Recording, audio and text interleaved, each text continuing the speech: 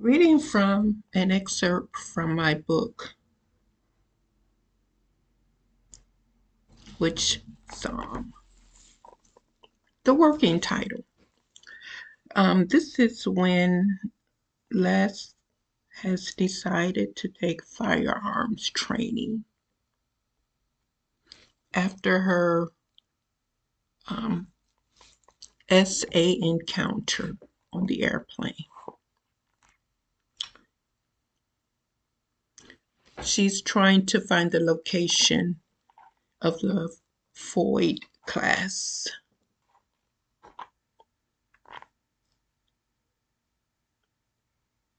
She checked the address on the colorful brochure again and backed out of the winding driveway.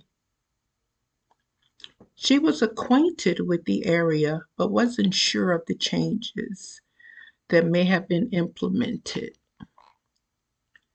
The neighborhood was in a gentrified part of the city, as so many were nowadays.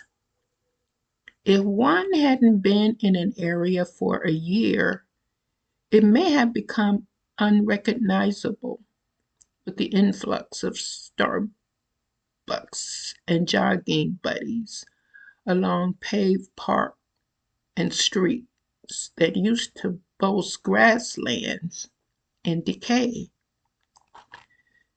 The ingress of the prefabricated model homes on display with constant construction work and the no parking on Thursday street cleaning warnings served to render a familiar place unknowable. With her radio lowered in order to concentrate on finding a safe parking space, she succumbed to the possibility that her friends may have a point. What was the point of catering to her fear? Maybe she should cancel her first krav maga lesson she had already paid for. Well, she could see how her having signed up for this krav academy may be a bit too much. Israeli self-defense and military training did make her fragility and fright a cause of concern. She knew that was why she hadn't told her parents about any of this.